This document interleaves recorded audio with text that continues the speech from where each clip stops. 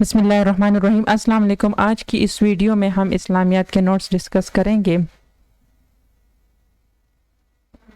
First topic ہے ہمارے پاس دا holy prophet صلی اللہ علیہ وسلم لائف ایٹ مکہ۔ نبی کریم صلی اللہ علیہ وسلم نے مکہ میں جو زندگی گزاری تو اس میں جو واقعات آئے اس کو ترتیب وار آج کی ویڈیو سے ہم سٹارٹ کریں گے، ٹھیک ہے۔ 606 آفٹر ڈیتھ آف حضرت عیسیٰ علیہ السلام انسیڈنٹ آف پلیسنگ حجر اسود، ٹھیک ہے۔ سب سے پہلے جو نبی علیہ السلام کے ساتھ 606 عیسوی میں حجر اسود کا واقعہ پیش آیا کہ اور اس میں یہ شرط رکھی گئی تھی کہ جو سب سے پہلے مسجد میں داخل ہوگا تو وہ حجر اسود کو اپنی جگہ پہ رکھے گا، ٹھیک ہے۔ تو اس کے بعد نبی کریم صلی اللہ علیہ وسلم جو ہیں وہ سب سے پہلے صبح کے وقت سب سے پہلے مسجد میں تشریف فرماتے، اور اس کے بعد نبی علیہ السلام نے ایک چادر میں حجر اسود رکھا اور اس سے جتنے بھی سردار تھے تو انہوں نے سائڈ سے پکڑ کر اس کو اپنی جگہ پر نصب کر دیا۔ اس کے بعد نبی علیہ السلام نے اپنی نبوت کا اعلان کیا۔ جو نبی علیہ السلام کا تبلیغ میں پہلا قدم رکھا تو نبی کریم صلی اللہ علیہ وسلم پر وحی نازل ہوئی۔ آپ علیہ السلام املاً تبلیغ کے لیے مامور نہ تھے، بلکہ اس میں صرف آپ علیہ السلام کی ذات کے لیے احکام تھے۔ پھر کچھ دنوں یہی سلسلے وحی منقطع رہنے کے بعد جو نبی علیہ السلام پر دوبارہ وحی شروع ہوئی تو اس میں آپ علیہ السلام کو تبلیغ اسلام کے لیے حکم ہوا، مگر دنیا میں جہالت بالخصوص عرب کا تکبر اور غرور انہیں حق پر لگانے کی ہرگز اجازت نہ دیتی تھی۔ ابتدا میں آپ علیہ السلام کو اعلانیہ تبلیغ و اشاعت اسلام کا حکم نہ دیا گیا، بلکہ اول ہی سے لوگ متنفر نہ ہو جائیں گے، ایسا نہ ہو کہ اول سے ہی لوگ متنفر ہو جائیں۔ نبی کریم صلی اللہ علیہ وآلہ وسلم نے ابتداءً دعوت اسلام اپنی جان پہچان کے لوگوں میں اور ان شخصوں میں شروع کی جن پر آپ علیہ السلام کو اعتماد تھا۔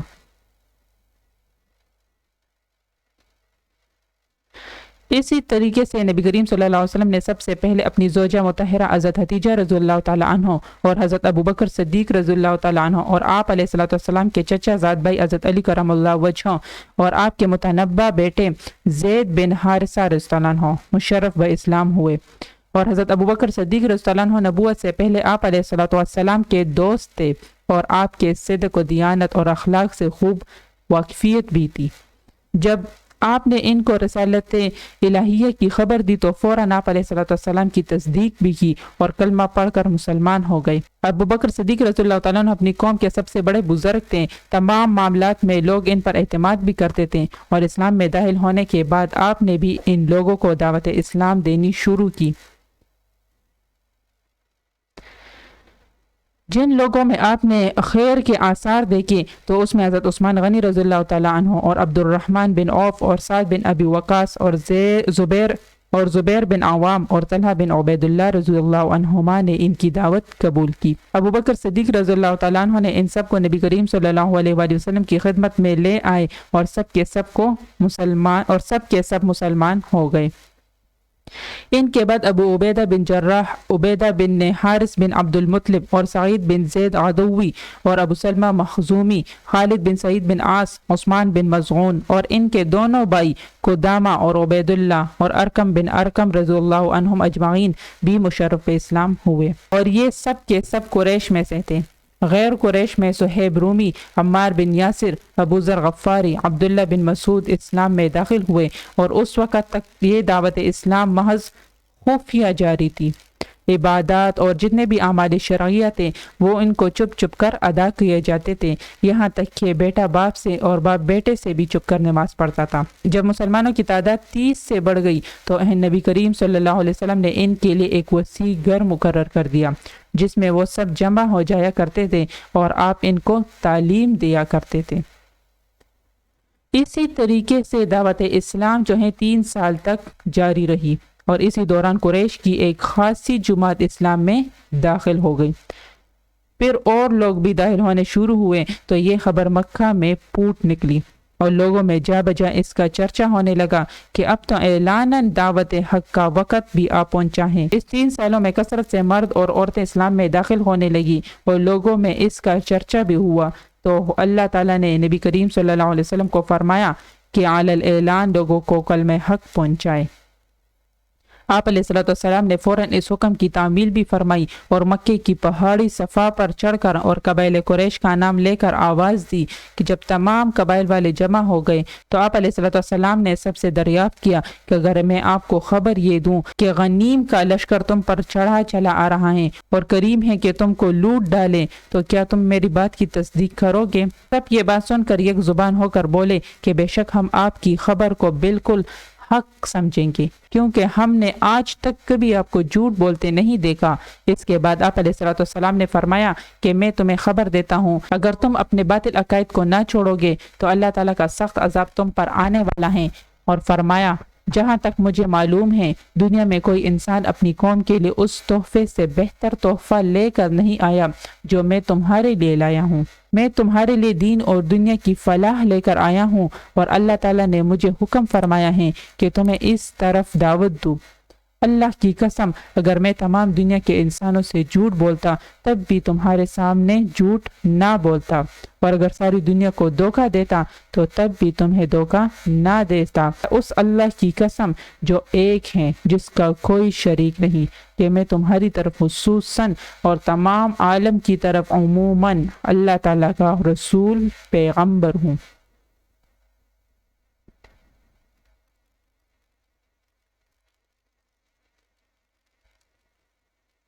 یہی سلسلہ ایسے ہی جاری رہا، لیکن جب قریش کفار کو پتہ چلا تو کہ آپ علیہ الصلوۃ والسلام کی وحی میں ان کے بتوں کی حقیقت کھول دی گئی ہیں اور ان کی پرستش کرنے والوں کی بے وقوفی ظاہر کی گئی ہیں، تو آپ علیہ الصلوۃ والسلام سے عداوت کے لیے کھڑے ہو گئے۔ ان کی ایک جماعت نبی کریم صلی اللہ علیہ وسلم کے چچا ابو طالب کے پاس آئی کہ وہ آپ کو اس قسم کی باتوں سے روک دیں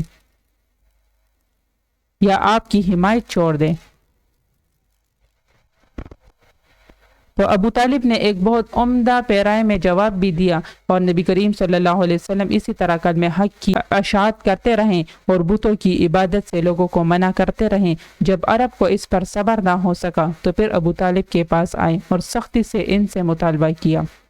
کہ یا تو آپ اپنے بھتیجے کو باز رکھیں ورنہ ہم تمہارے خلاف جنگ کریں گے، یہاں تک کہ فریقین میں سے کوئی ایک فنا ہو جائے۔ جب یہ جماعت آئی تو ابو طالب رضی اللہ عنہ کو فکر لاحق ہوئی کہ نبی کریم صلی اللہ علیہ وسلم سے اس معاملے میں گفتگو کی جائے، تو آپ علیہ السلام نے فرمایا یا اے میرے چچا جان، اللہ کی قسم اگر وہ میرے دائیں ہاتھ میں آفتاب اور بائیں ہاتھ میں ماہتاب لا کر رکھتے اور یہ چاہے کہ اللہ کا کلمہ اس کی مخلوق کو نہ پہنچاؤں تو میں ہرگز اس کے لیے آمادہ نہیں ہو سکتا، یہاں تک کہ یہ خدا کا سچا دین لوگوں میں پھیل جائے،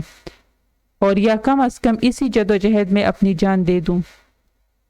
ابو طالب نے جب اپنے بھتیجے کے یہ جواب سنا تو کہا کہ اچھا جاؤ تم اپنا کام کرتے رہو، میں بھی تمہاری حمایت اور مدد میں کسی وقت بھی ہاتھ نہ اٹھاؤں گا۔ جب قریش کو معلوم ہوا کہ بنی ہاشم اور بنی عبد المطلب بھی آپ علیہ الصلوۃ والسلام کے ساتھ ہیں اور ادھر موسم حج قریب ہیں، تو اس موقع پر آپ تبلیغ میں سرگرم کوشش کرتے رہیں اور آپ کے حق کلام کی مقناطیسی کشش سے سب واقف تھے، تو اس لیے ان کو خوف پیدا ہو گیا کہ اب ان کا مذہب تو تمام دنیا کے اطراف میں پھیل جائے گا۔ تو سب نے جمع ہو کر یہ طے کیا کہ مکے کے تمام راستوں پر اپنے آدمی بٹھا دیے جائیں تاکہ اطراف عالم سے جو لوگ بھی حج کے لیے آئیں انہیں دور ہی سے کہہ دیا جائے کہ یہاں ایک جادوگر ہیں جو اپنے کلام سے باپ بیٹے اور خاوند بیوی میں اور تمام رشتہ داروں میں تفریق اور جدائی ڈال دیتا ہے، تم اس کے پاس نہ جاؤ۔ لیکن اللہ کی قدرت اور اس کا طرز عمل نبی کریم صلی اللہ علیہ وسلم کی تبلیغ کا کام کر گیا۔ اگر وہ ایسا نہ کرتے تو ممکن تھا کہ بہت سے لوگ آپ کا ذکر نہ سنتے، لیکن ان کی اس جد و جہد نے سب کو آپ علیہ الصلوۃ والسلام کا مشتاق بنا دیا۔ مسلسل قریش تدبیریں کرتے رہیں، اور جب مسلسل اپنی تدبیروں میں ناکام ہوتے رہیں اور دیکھتے رہیں کہ روز بروز آپ علیہ الصلوۃ والسلام کی دعوت وہ عام ہوتی جا رہی ہیں اور لوگ کثرت سے اسلام میں داخل ہو رہے ہیں، تو اب ہر قسم کی تکلیف اور ایذا شروع کر دی۔ مکے کے چند اوباش لوگوں کو جمع کر کے ان پر آمادہ کیا کہ وہ آپ علیہ الصلوۃ والسلام کے ہر مجلس میں مذاق اور استہزاء کریں اور جس صورت سے بھی ممکن ہو آپ علیہ الصلوۃ والسلام کو تکلیف پہنچاتے رہیں۔ ایک مرتبہ نبی کریم صلی اللہ علیہ وسلم خانہ کعبہ کے پاس نماز پڑھ رہے تھے۔ جب سجدے میں گئے تو ابو جہل نے موقع کو غنیمت سمجھ کر ارادہ کیا کہ آپ کا سر مبارک کو چل ڈالے۔ جب پتھر لے کر آپ علیہ السلام کے پاس پہنچنا چاہا تو ہاتھ کانپ جاتے ہیں، پتھر ہاتھ سے گر جاتا ہے، رنگ بدل جاتا ہے اور بھاگ کر اپنی جماعت کے پاس آتا ہے اور کہتا ہے کہ جب میں نے آپ علیہ السلام کے سر کی جانب ہاتھ بڑھانے کا ارادہ کیا اور ایک عجیب سا اونٹ منہ کھولے ہوئے میری طرف چپٹا اور قریب تھا کہ مجھے کھا جائے، میں نے ایسا اونٹ آج تک کبھی نہیں دیکھا۔ یہ واقعہ جو کفار کے مجمع میں سب کے سامنے پیش آیا اور خود کفار کے سردار ابو جہل نے بھی اس کا اقرار کیا۔ ابو جہل، عقبہ بن ابی معیط، ابو لہب، عاص بن وائل، اسود بن یغوث، اسود بن عبد المطلب، ولید بن مغیرہ، نضر بن حارث، یہ لوگ ہر وقت نبی کریم صلی اللہ علیہ وسلم کے پیچھے رہتے تھے اور ان کو تکلیف دیتے تھے، اور ان میں سے کسی کو بھی اللہ تعالیٰ نے اسلام لانے کی توفیق نہیں دی، بلکہ سب کے سب نہایت ذلیل ہو کر ہلاک ہوئے۔ کچھ غزوہ بدر میں بھی تلوار کے گھاٹ اتر آئیں اور کچھ نہایت گندے اور سخت مرضوں میں مبتلا ہو کر گل سڑ کر مر گئے۔ جب کفار قریش نے دیکھا کہ یہ تدبیر بھی کام نہ آئی تو سب نے مشورہ کر کے یہ طے کیا کہ وہ اپنے سے سب سے زیادہ چالاک سردار عتبہ بن ربیعہ کو آپ کے پاس بھیجیں تاکہ وہ آپ علیہ السلام کو ہر قسم کی دنیاوی طمع دلا دے، شاید اس تدبیر سے آپ اپنے دھوکے سے خاموش ہو بیٹھے۔ عتبہ بن ربیعہ آپ علیہ السلام کی خدمت میں حاضر ہوا۔ آپ مسجد میں نماز پڑھ رہے تھے۔ پاس جا کر کہا، بھتیجے، تم حسب اور نسب کے اعتبار سے ہم سب میں بہتر ہو، اس کے باوجود تم نے اپنی جماعت میں ایک جدائی ڈال دی ہے اور ان کے معبودوں کو برا بلا کہا اور ان کے آباء و اجداد کو جاہل ٹھہرایا۔ تم آج اپنے دل کی بات کہہ دو۔ اگر ان سارے قصوں سے تمہاری غرض یہ ہے کہ بڑی دولت جمع کر لو تو سنو کہ میں تمہارے لیے اتنا مال جمع کر دینے کے لیے تیار ہیں کہ تم اہل مکہ میں سب سے زیادہ مالدار ہو جاؤ، اور اگر یہ چاہتے ہو کہ تمہیں سرداری حاصل ہو جائے تو اس پر راضی ہوں کہ تمام قریش کا سردار بنا دے، آپ کے حکم کے بغیر کوئی ذرہ نہ ہلائیں۔ اگر آپ علیہ السلام کی عارض بادشاہت ہیں تو ہم آپ علیہ السلام کو اپنا سب سے بڑا بادشاہ بنا سکتے ہیں، اور یہ اسی کا کلام یعنی وحی، اگر یہ کسی جنات کا کلام ہے جو تم سناتے ہو اور تم اس کے دفع کرنے سے عاجز ہو تو ہم آپ کے لیے کوئی طبیب تلاش کرتے ہیں، کوئی جو آپ کا علاج کریں۔ جب نبی کریم صلی اللہ علیہ وسلم نے ان کے کلام سنا تو اس کی تاری داستان کے جواب میں صرف ایک قرآن کی سنا دی، جس کو سن کر عتبہ کانپنے لگا اور اپنی قوم میں واپس آ کر کہنے لگا کہ اللہ کی قسم آج میں نے ایسا کلام سنا ہے کہ اس سے پہلے اپنی عمر میں کبھی نہیں سنا تھا۔ اللہ کی قسم وہ تو شعر بھی نہیں ہے، وہ تو نجومیوں کا کلام بھی نہیں ہے، اور وہ تو جادوگر بھی نہیں ہے۔ میری بات غور سے سنو کہ تم سب اس شخص نبی کریم صلی اللہ علیہ وسلم کی تکلیف سے باز آ جاؤ، کیونکہ ان کا جو کلام میں نے سنا ہے، اللہ کی قسم ان کی شان بہت بڑی ہے۔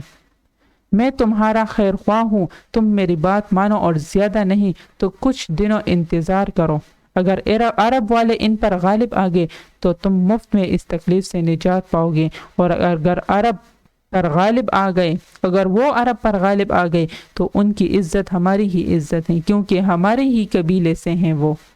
قریش اپنے سب سے زیادہ ہوشیار سردار کی یہ باتیں سن کر حیران ہو گئے اور کہہ کر جان چھڑائی کہ اس پر محمد صلی اللہ علیہ وسلم نے بھی جادو کر دیا ہے۔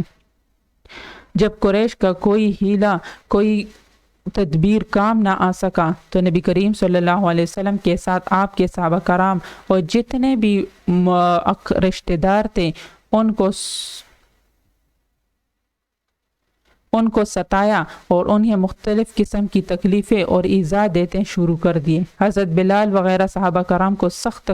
تکلیفیں دی گئی۔ حضرت عمار بن یاسر کی والدہ ماجدہ اسی بنا پر نہایت دردناک طریقے سے شہید کی گئی۔ حضرت عمار بن یاسر کی والدہ ماجدہ حضرت سمیہ رضی اللہ تعالی عنہ کو اسی وجہ سے نہایت دردناک طریقے سے شہید کر دیا گیا، اور یہ سب سے پہلا واقعہ شہادت کا ہے جو اسلام میں پیش آیا۔ 610 سے لے کر 616 آفٹر ڈیتھ آف حضرت عیسیٰ علیہ السلام تک جو ہیں ان کو ایسے ہی وصول ہوا ہے، تو ان حضرات کو اجازت دی کہ ملک حبشہ کی طرف ہجرت کر کے چلے جائیں۔ یہ رجب کا مہینہ تھا اور 614 عیسوی تھا، یعنی نبوت کا 5واں سال تھا۔ اس میں 12 مرد اور عورتوں نے حبشہ کی طرف ہجرت کی، جن میں حضرت عثمان رضی اللہ تعالیٰ عنہ اور آپ علیہ السلام کی زوجہ حضرت رقیہ رضی اللہ تعالیٰ عنہ بھی تھی۔ حبشہ کے بادشاہ نجاشی تھے، انہوں نے ان مہاجرین جو ہجرت کر کے مکہ سے آئے تھے ان کا بہت اکرام کیا۔ یہ سب امن اور عافیت سے وہاں رہنے لگے۔ جب ادھر قریش مکہ کو اس بات کی خبر ہوئی تو عمر بن عاص اور عبداللہ بن ربیعہ کو نجاشی حبشہ کے سردار کے پاس بھیجا کہ یہ لوگ مفسد ہیں، فساد کرنے والے ہیں، ان کو اپنے ملک میں رہنے کی اجازت نہ دو، بلکہ ان کو ہمارے سپرد کر دو اور ہمارے ساتھ جانے دو۔ لیکن نجاشی بادشاہ ایک سنجیدہ آدمی تھا۔ اس نے ان کے جواب میں کہا کہ میں یہ کام اس وقت تک نہیں کر سکتا جب تک کہ ان کے مذہب اور خیالات کی تحقیق نہ کر لوں۔ ان حضرات نے جب نجاشی سے یہ دریافت کیا کہ اپنا مذہب ان کے صحیح واقعات بتلائیں تو جعفر ابی طالب آگے بڑھا اور فرمایا، اے بادشاہ، ہم پہلے جاہلیت والے تھے، بتوں کی پوجا کرتے تھے، مردار جانور کھاتے تھے، فحش کاری، قطع رحمی اور بدخلقی میں مبتلا تھے۔ ہمارا قوی ضعیف کو کھانا کھا جاتا تھا، یہاں تک کہ اللہ تعالیٰ نے ہماری طرف ایک رسول بھیجا جو ہماری ہی خاندان سے ہیں۔ ہم ان کے نسب اور سچائی، امانت اور عفت کو خوب جانتے ہیں، اور انہوں نے بھی ہمیں اس کی دعوت دی کہ اللہ کو ایک سمجھیں اور اس کے ساتھ کسی کو شریک نہ کریں اور بت پرستی چھوڑ دیں، سچ بولا کریں، عزیز اور رشتہ داروں کے ساتھ صلہ رحمی کریں اور پڑوسیوں کے ساتھ اچھا سلوک کریں، اور جتنے بھی محرمات کام تھے ان سے منع فرمایا، اور خون بہانے اور جھوٹ بولنے اور یتیم کا مال کھانے سے بھی ہمیں روکا۔ نماز اور روزے اور زکوٰۃ اور حج کا حکم بھی ہمیں فرمایا، تو ہم نے جب یہ سنا تو اس پر ایمان لے آئی۔ نجاشی بادشاہ جعفر بن ابی طالب کی یہ باتیں سنی تو وہ بہت متاثر ہوا، اس پر بہت گہرا اثر ہوا اور قریش کے دونوں قاصدوں کو واپس کر دیا۔ مہاجرین تقریباً 3 مہینے وہاں اس امن اور عافیت کے ساتھ ٹھہرے۔ جب قریش مکہ نے دیکھا کہ نبی کریم صلی اللہ علیہ وسلم اور آپ کے صحابہ بہت روز بروز ترقی کرتے جا رہے ہیں اور بادشاہ حبشہ نے بھی مسلمانوں کا احترام کیا اور انہیں اپنا انجام نظر آنے لگا، تو قریش نے یہ طے کیا کہ بنی عبد المطلب اور بنی ہاشم سے مطالبہ کیا جائیں کہ وہ اپنے بھتیجے یعنی محمد صلی اللہ علیہ وسلم کو ہمارے سپرد کر دیں، ورنہ ہم ان سے بالکل قطع تعلق کر دیں گے۔ 16 آفٹر ڈیتھ حضرت عیسیٰ علیہ السلام بنی ہاشم بائیکاٹ، ٹھیک ہے، ان سے بائیکاٹ کیا گیا اور ان کو جو ہے محصور کر دیا گیا ایک پہاڑ کی گاڑی میں، جس میں نبی کریم صلی اللہ علیہ وسلم اور آپ کے تمام رفقا، اقربا، جتنے بھی رشتہ دار تھے ان سب کو یہاں پہ محصور کر دیا گیا۔ ابو لہب کے علاوہ تمام بنی ہاشم اور بنی عبد المطلب کے جتنے بھی افراد تھے، کافر جو تھے، سب کے سب ابو طالب کے ساتھ رہیں اور اس گاڑی میں وہ قید ہو گئے۔ سب طرف سے آمد و رفت کے راستے بھی بند تھے، خورد و نوش کا جو سامان تھا وہ بھی ختم ہو گیا۔ بہت تکلیفیں، سخت اضطراب بھی پیش آیا، سخت شدت بھوک سے درختوں کے پتے تک کھانے کی نوبت آئی۔ جب یہ حالت نبی کریم صلی اللہ علیہ وآلہ وسلم نے دیکھی تو دوبارہ صحابہ کرام کو حبشہ کی طرف ہجرت کرنے کے لیے فرمایا، تو ایک بڑے قافلے نے ہجرت کی جس میں 83 مرد تھے اور اس میں 12 عورتیں تھیں، جس میں ان کے ساتھ یمن کے مسلمان بھی مل گئے، جن میں حضرت ابو موسیٰ اشعری اور ان کی قوم بھی تھی۔ 616، 617 اور 618 یعنی 3 سال تک یہ لوگ بنی ہاشم کو محصور کر دیا گیا تھا، ٹھیک ہے، 3 سال تک، اور تقریباً 3 سال انہی مظالم اور مصائب کے ساتھ یہ لوگ جہاں پہ زندگی بسر کر رہے تھے۔ اس کے بعد چند آدمی اس عہد کو توڑنے اور آپ علیہ السلام پر یہ محاصرہ اٹھا دینے پر آمادہ بھی ہو گئے۔ نبی کریم صلی اللہ علیہ وسلم کو بذریعہ وحی بتلا دیا گیا کہ اس عہد نامے کو دیمک نے کھا لیا ہے۔ اور اللہ تعالیٰ کے نام سے اس میں کوئی حرف نہیں چھوڑا۔ جب نبی کریم صلی اللہ علیہ وسلم نے اس بات کو لوگوں سے بیان کیا تو انہوں نے دیکھا تو بالکل ٹھیک اس کو دیمک نے کھا لیا تھا اور ایک حرف بھی اس میں نہ بچا تھا۔ اور اس بیان کے بعد آپ علیہ السلام سے محاصرے کو اٹھا لیا گیا، یعنی 618 after death of حضرت عیسیٰ علیہ السلام by cart and decay، اس میں محاصرے کو اٹھا لیا گیا تھا۔